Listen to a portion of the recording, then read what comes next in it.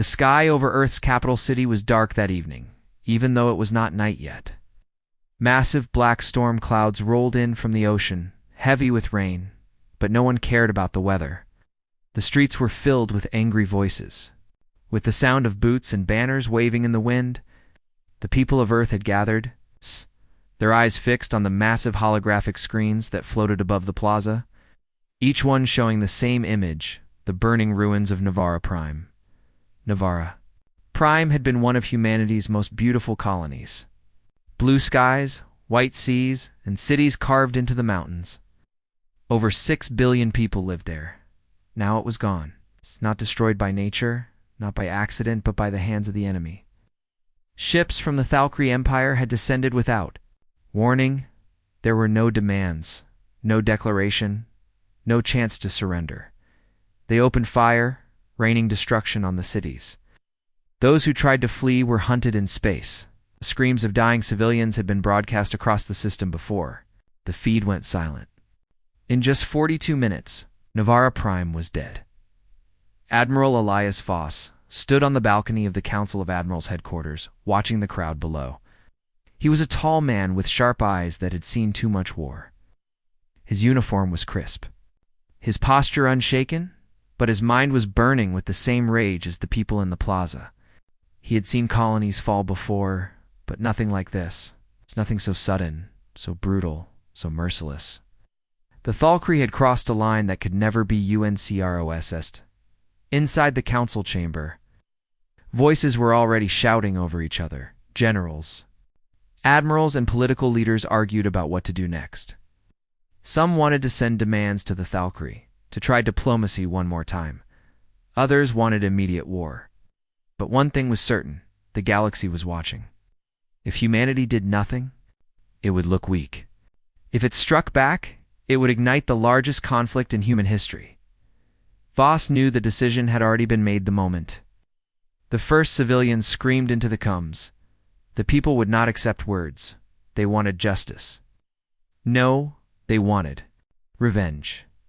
When the council session began, the Supreme Admiral rose and spoke to the assembly. His voice was steady, but his eyes betrayed the storm beneath. They have taken 6 billion innocent lives. They have burned our world, hunted our people, and spat on every treaty we signed. The Thalkri believe humanity will bend as others have before us. They believe we will speak words, hold meetings, and then return to our lives. They are wrong. The chamber erupted in agreement. Fists pounded the table. Voices rose. There would be no peace talks this time. The plan was set in motion within hours. Messages were sent to every human-controlled system. Shipyards lit up with activity. Factories shifted production to weapons and armor. Military academies pushed cadets into active duty. Fleet Command issued the order for full mobilization. Every able warship was to be brought into service. And they would not go alone. Every escort, every supply ship, every medical frigate would join them. This was not just an army. This was a wall of steel and fire. The final count came in 2 weeks later. 900,000 ships. The largest fleet humanity had ever assembled.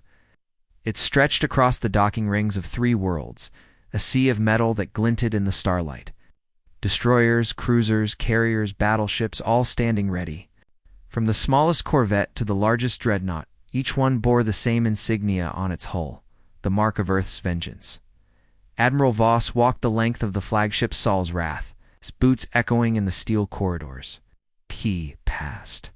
Marines cleaning their rifles, pilots running simulations, engineers double-checking shield arrays. No one needed to be told what was coming. The air was thick with focus, with a quiet fury that burned hotter than any sun. In the command center, the fleet's senior officers waited for him. Tactical maps filled the screens, showing the path into Thalkri territory.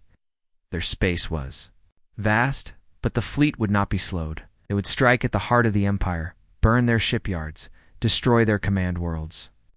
They would make the Thalkri regret ever touching a human world. "Admiral," one officer said, "the people are watching. They want to hear from you before we leave." Voss nodded. Moments later, his face appeared on every screen across human space. spoke simply without raising his voice. People of Earth, people of the colonies, Navarre Prime is gone. Thalcree thought we would break. They thought we would kneel. Dead we rise. Today 900,000 ships leave our worlds for the frontier. We do not go for conquest. We go for the voices that were silenced, for the children who will never see the sky again. For every family torn apart, we will not stop until justice is done. The roar from the crowds was deafening. Across every city, soldiers and civilians alike raised their fists to the sky. The fleet was their answer.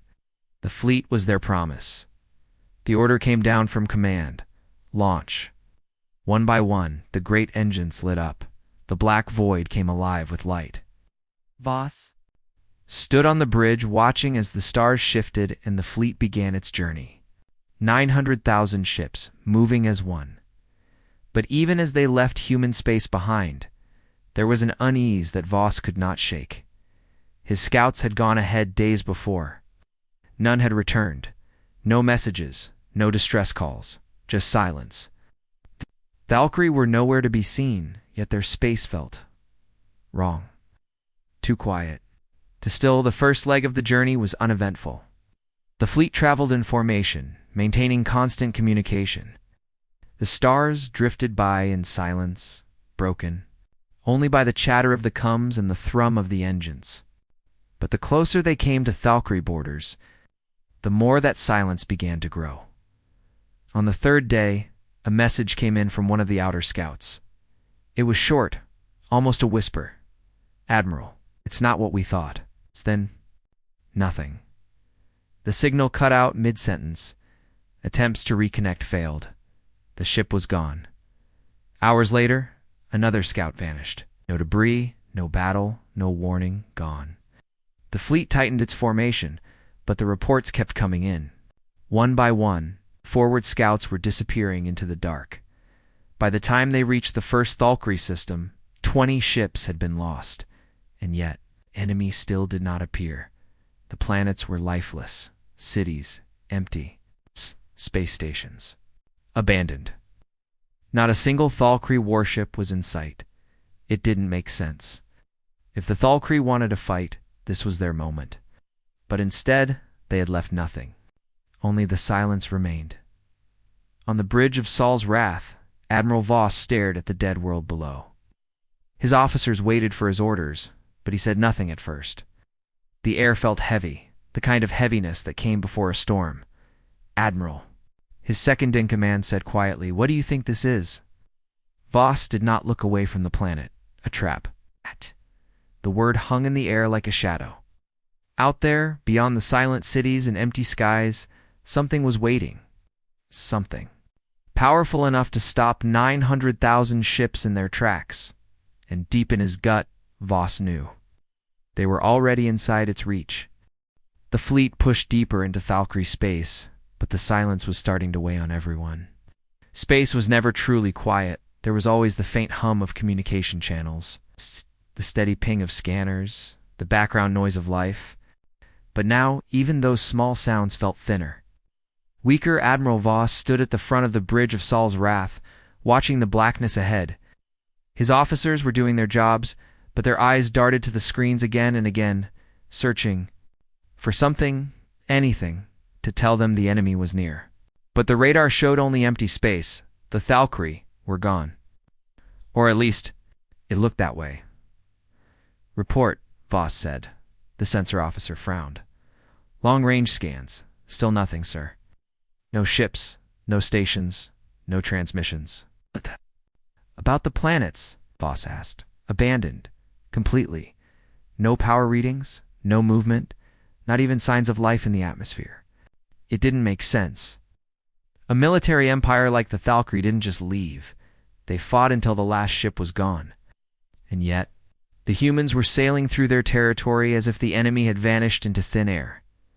The fleet kept formation, moving in a wall of steel.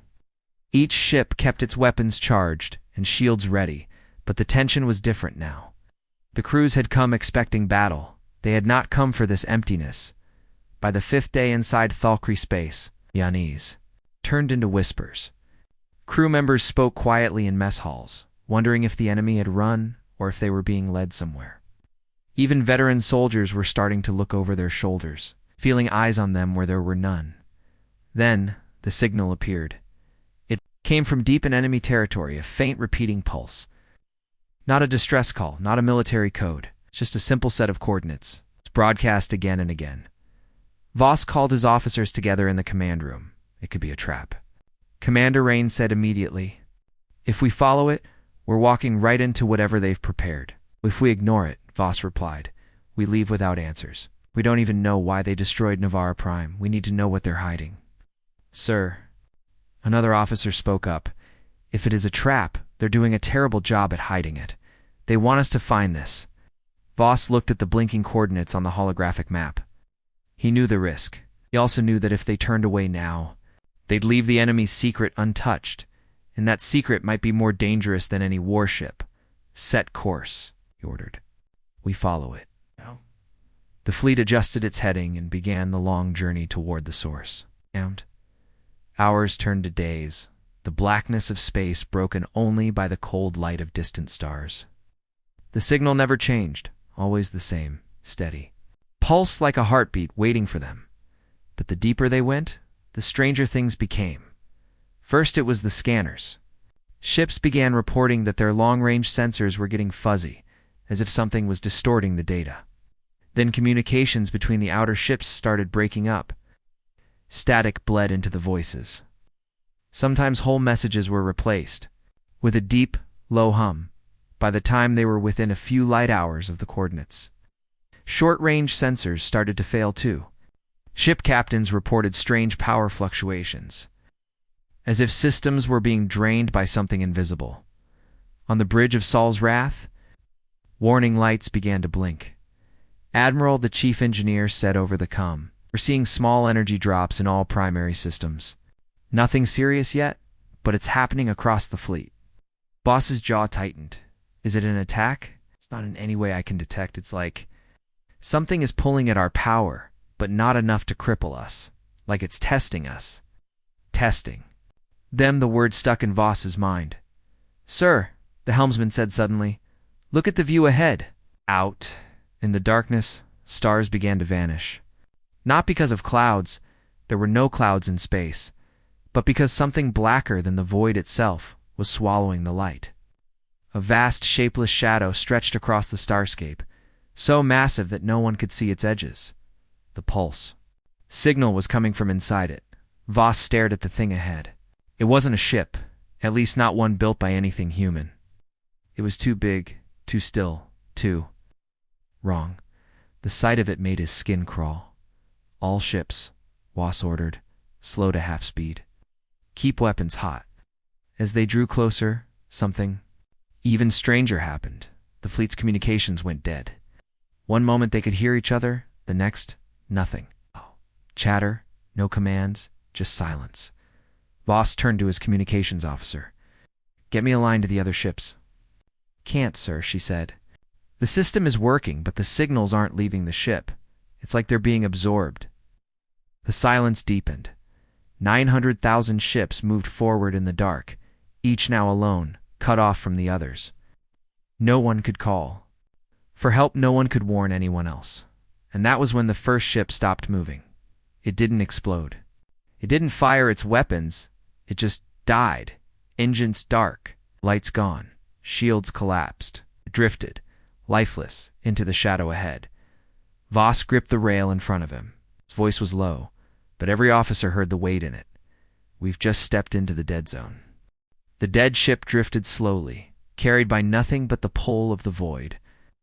On the bridge of Saul's Wrath, every pair of eyes was fixed on the silent vessel ahead. The name on its hull, Horizon Lance, was still clear under the cold starlight. But inside, there was no movement, no light, no life.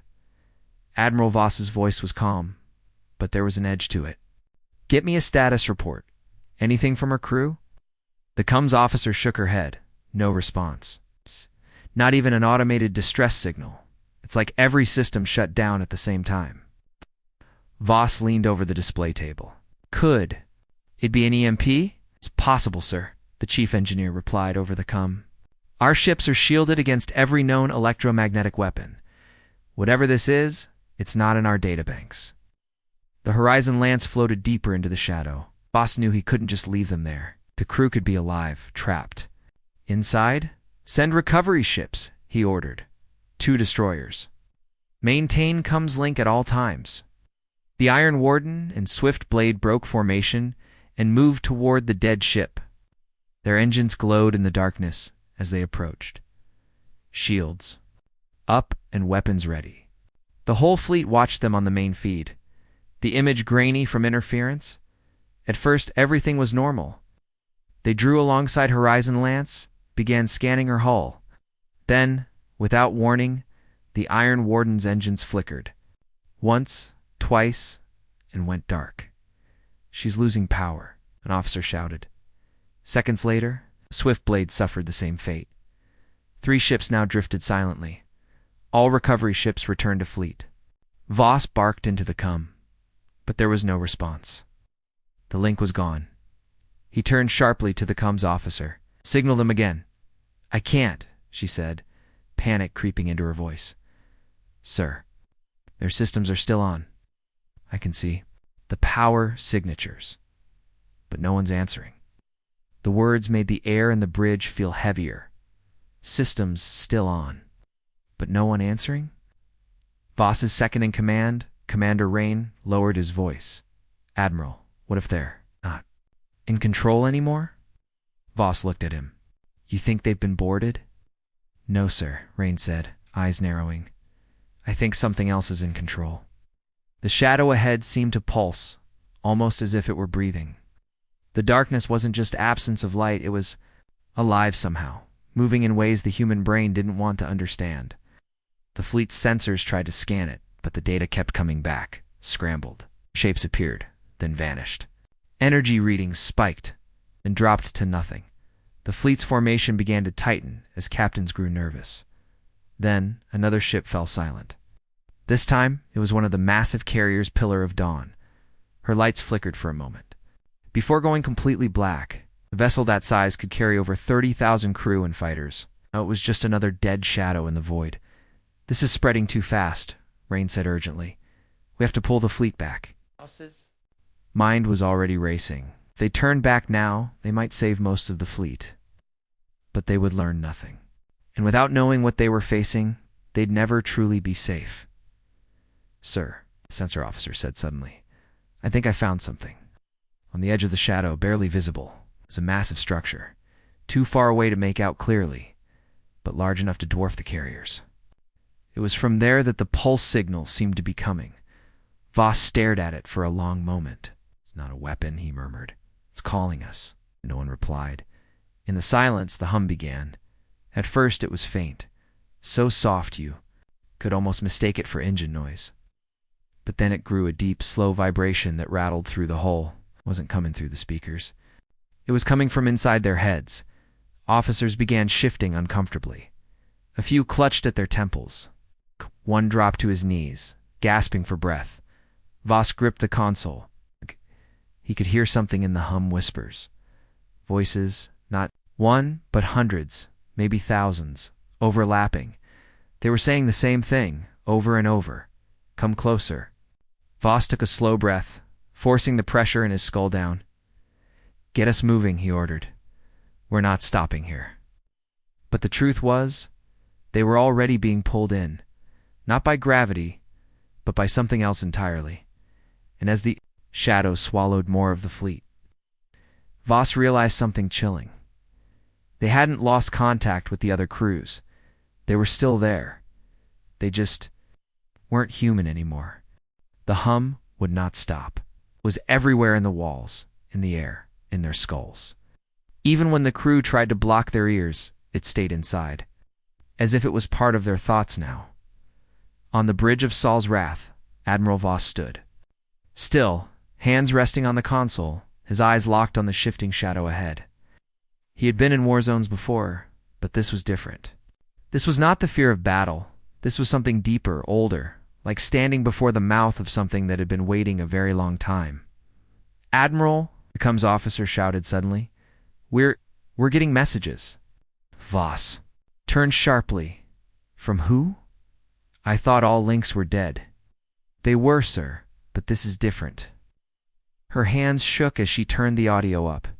Static filled the bridge, hissing and crackling. Then, through the noise, came a voice. It was a human voice. This is Commander Hale of the Horizon Lance, requesting immediate back. The voice cut into static, then returned. But something was wrong. The same words repeated. Exactly. The same, every syllable identical. This is Commander Hale of the Horizon Lance, requesting immediate evac loop, Commander Rain asked. The comms officer swallowed hard. Not exactly, it's alive. The tone changes slightly. Each time, but the message is always the same. More voices joined in, overlapping, blending into a twisted chorus. Admiral Voss. Admiral Voss. Turn back. Turn back. Some voices were from ships that had only gone silent minutes ago. Others were from the missing scouts, crews, that had vanished days earlier. Voss felt a coldness spread in his chest. The voices weren't just warnings. They weren't desperate pleas for help. They were invitations, sir, the sensor officer said. I ran an analysis on the signal. Pattern. The voices. They have small distortions, almost like echoes of echoes. Voss's eyes narrowed. You mean they're copies? Yes. Not recordings, recreations, as if something is imitating them. Another voice crackled through the speakers. One Voss recognized instantly. Elias. It's me. He froze. It was Captain Mara. Kalen, an old friend. She had commanded one of the scout ships that disappeared first. Mara. He said into the Elias, you have to see what we've seen. Her voice was soft, too soft, like she was speaking from very far away. Come closer, please. Rain leaned toward him. Sir, you know she's gone. That can't be her. Voss ignored him. Where are you, Mara?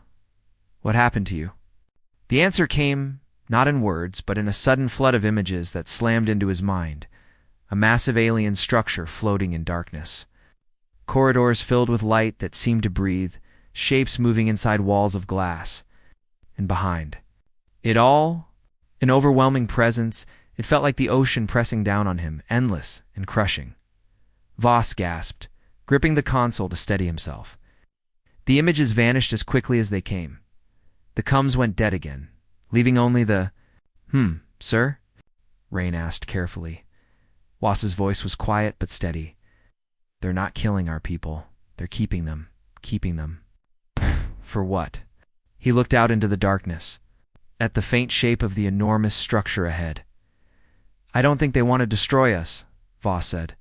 I think they want to become us. The crew on the bridge exchanged uneasy glances. Then, without warning, the hum stopped. The silence that followed was even worse. Why did it stop? The comms officer whispered. No one knew.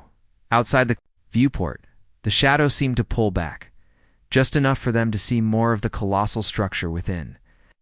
It was not a single shape. It was many fused together.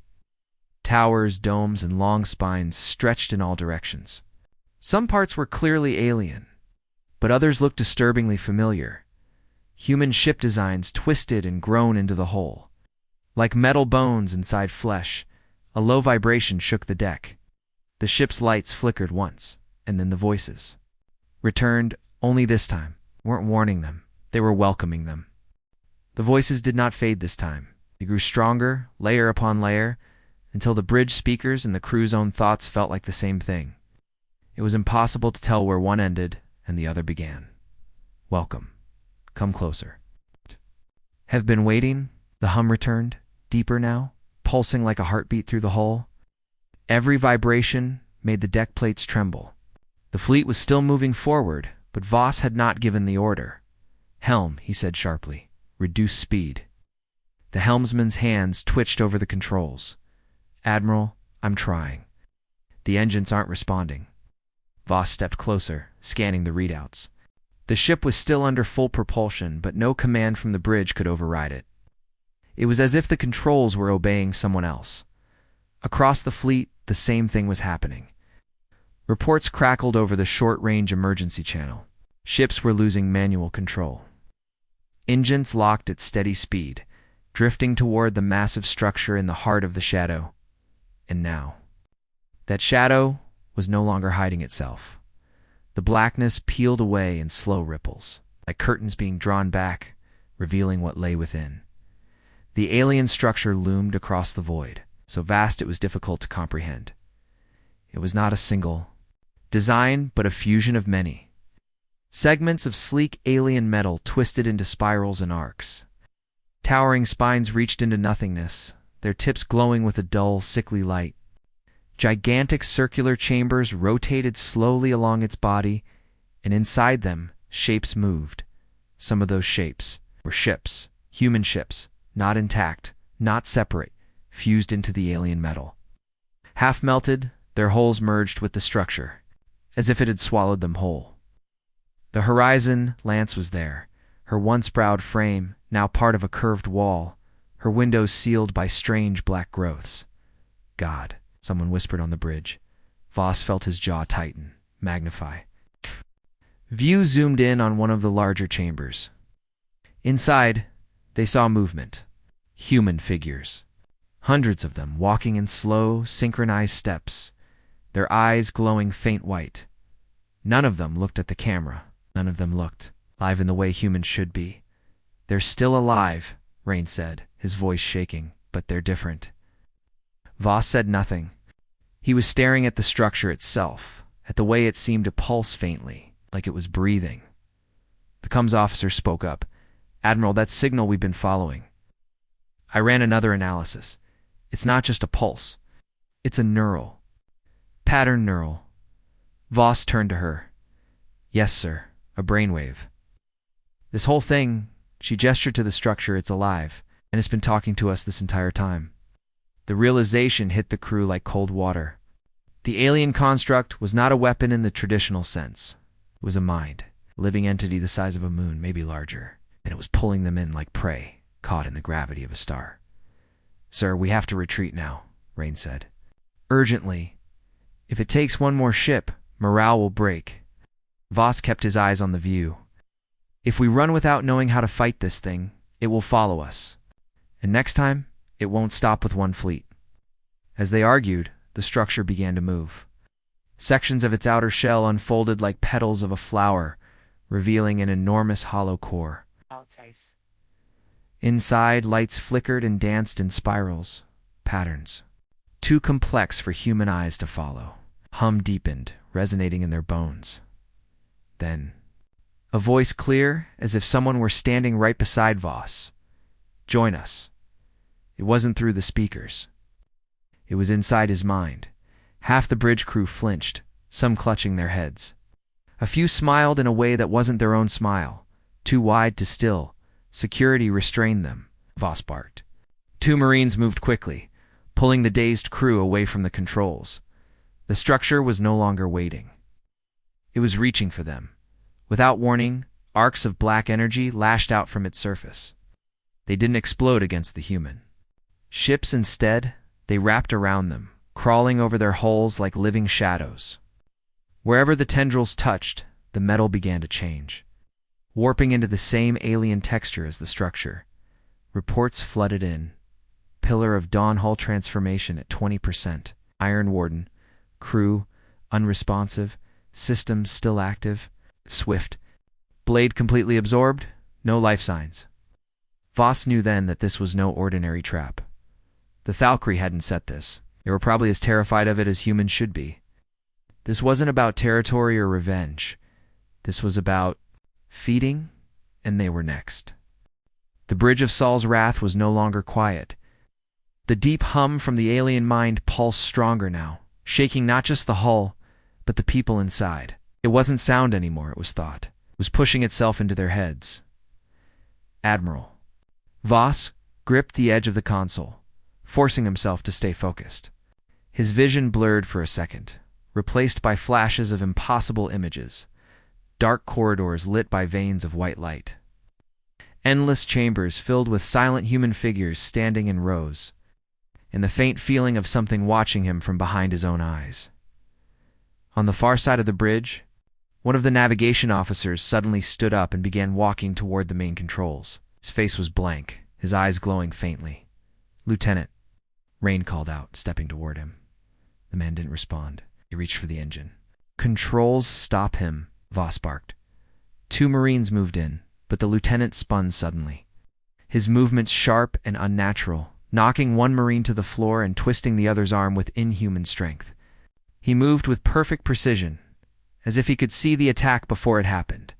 It took 3 more Marines to bring him down. Even then, he didn't shout or struggle. He just stared upward, his voice calm and strange. "You don't understand. It's better this way?" The words sent a chill through the crew.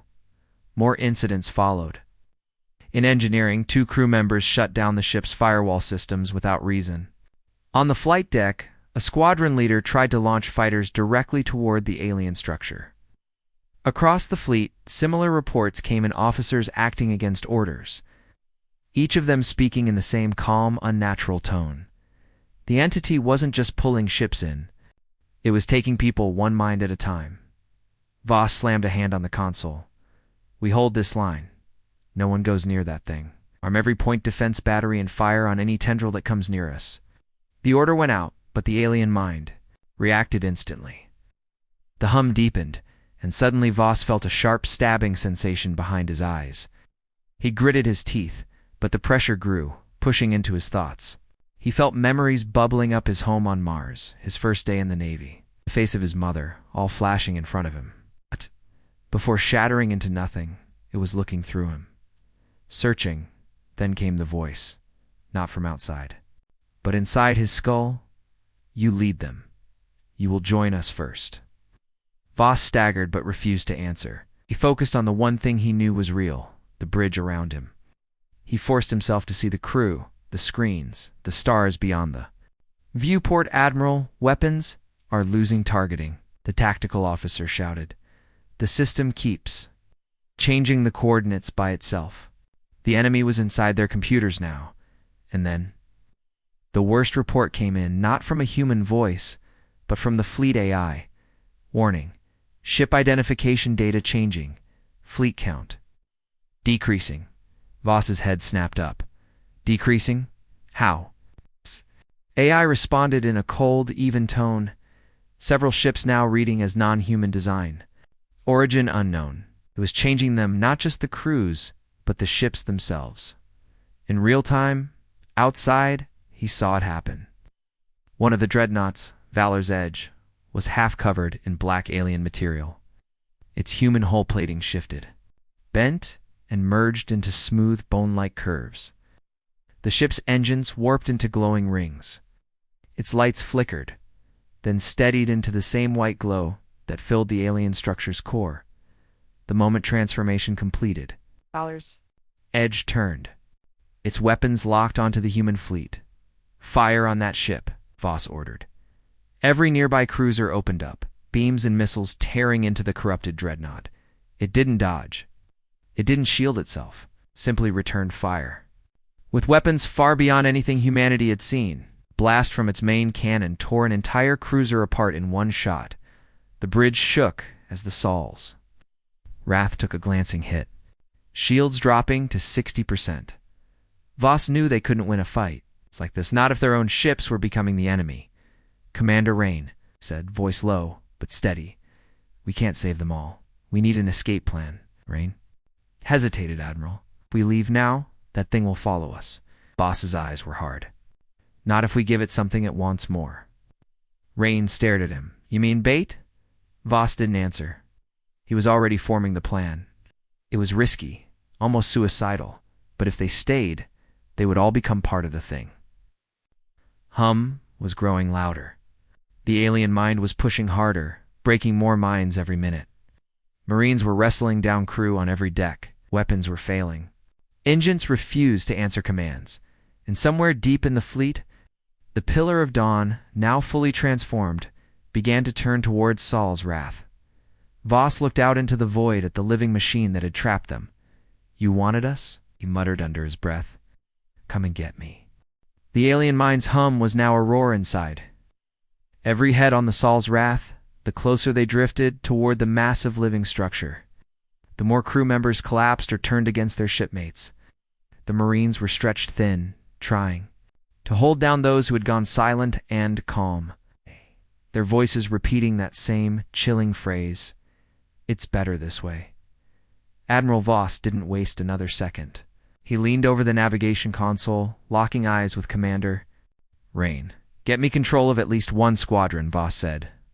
"If we can't pull the whole fleet out, we save what we can." Rain's fingers danced over the manual override panel. Sparks flew from one console as the alien presence tried to shut him out. "I can give you 40 ships, maybe 50 before they cut us off completely." "Do it," Voss said.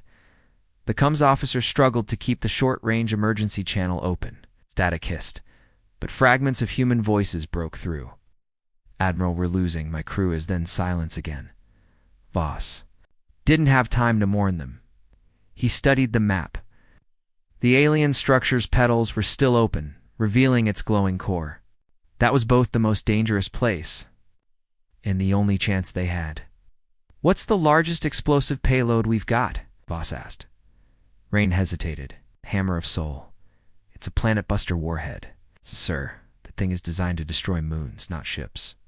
"Firing it this close will vaporize anything in range," Voss finished for him. "Which is exactly what we need." The plan was reckless. He would take a small task force, push straight toward the alien's open core, and detonate. The hammer of soul inside it, the shockwave might not kill the creature, but it would blind it long enough for the rest of the fleet to break away. The cost would be high. The task force would never make it out. Rain stared at him.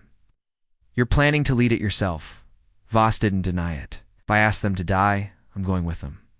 The Marines on the bridge overheard and didn't argue. They just stood straighter. They knew their fate.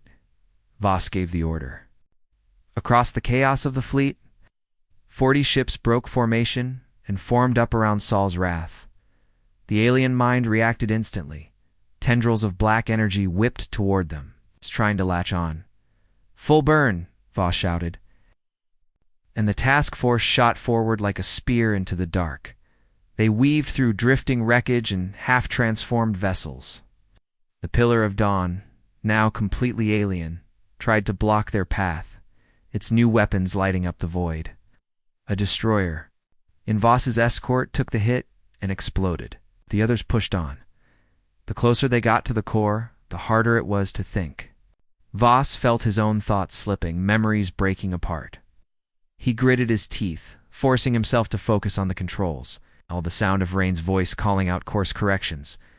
Then they saw it, the alien mind's heart. It was a vast sphere of blinding white light, wrapped in shifting patterns like moving veins. Energy pulsed out from it in waves, each one hitting their ships like a physical blow. Around the sphere, thousands of human and alien figures floated, connected to it by glowing threads, their eyes empty. The hum became a voice inside every skull, louder than thought itself. "Why fight?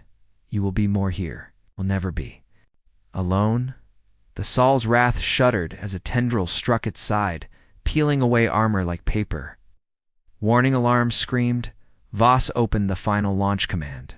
The Hammer of Soul, armed with a low, deep rumble that shook the bridge. The alien mind must have sensed what it was, because the tendrils came faster now, slamming into the escorts, ripping them apart. Ships exploded one after another, but they'd done their job. Saul's Wrath was still moving forward. "Target locked," Rain said. Voss's hands hovered over the launch. He thought of Navara Prime, of 6 billion voices silenced in minutes, of the Thalkri's arrogance, and of the truth he now knew. The Thalkri hadn't been the greatest threat in the galaxy. This thing was fire, he said, the warhead. Shot forward into the core. For a moment, the alien mind's voice turned into a scream, sound so vast and full of rage that the stars themselves seemed to shiver. Then the Hammer of Soul detonated. White light swallowed everything. The white light consumed the void. It wasn't like an explosion humans were used to. There was no fireball, no sound, just a sudden, blinding wave that erased color, shape, and distance. The stars vanished, the blackness vanished, even the alien structure was swallowed whole. For a heartbeat, there was nothing. Then came the shockwave. It hit Saul's wrath like a giant's fist. The ship spun violently, bulkheads groaning as pressure ripped through the hull. Consoles exploded, showering the bridge in sparks. Crew were thrown to the floor, some not getting back up. Admiral Voss clung to his chair, vision blurring. Light was fading now, replaced by a burning afterimage. He forced his eyes open. He needed to know if they'd done it. The alien structure was no longer whole. Its vast petals had been torn apart, spinning away in molten fragments. The glowing veins around the core were broken, spilling their strange white light into the void like blood from a wound. Ships that had been fused to its body drifted free, their hulls cracked and lifeless. But the core itself was still there. It was smaller now, dimmer, but it pulsed slowly, like the heart of something merely wounded, not dead. Engines. Voss barked. Get us out now. Surviving escort ships, what few remained, moved in formation around Saul's wrath. They burned hard, pushing away from the broken remains of the alien mind. Behind them, the rest of the human fleet saw the opening and began their retreat. Some ships were half transformed, their crews still under alien control. But enough were untouched to form a defensive line. They blasted through the scattered tendrils, covering each other as they fled. On the bridge, Commander Rain glanced at Voss. We heard it, but we didn't kill it. Voss didn't look away from the view screen. I didn't think we would. But now it knows we can. As they pulled farther from the wreckage, the hum inside their heads finally faded. The alien voice was gone, replaced by the cold silence of space. The tension on the bridge eased, but only slightly, Admiral. The comms officer said quietly, I'm picking up distress signals from ships we thought were lost. Some crews are alive. Most are in shock. They don't remember anything after the first contact. Voss nodded. Get them aboard recovery ships and keep them quarantined. No one asked why. They all knew. If even one trace of that alien mind remained inside a human brain, it could start all over again. The fleet kept moving, hour after hour, until the shattered remains of the alien construct were far behind. Only then did Voss allow himself to sit back. Rain broke the quiet. Sir, what do we tell command?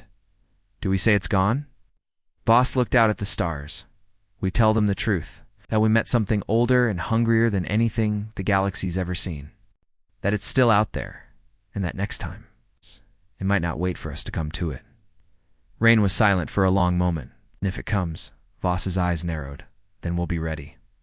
Far behind them, in the cold darkness, the alien core drifted in silence. Its light was faint, its petals shattered, but deep inside, its pulse continued, slow, patient. It was not dead, and it had learned.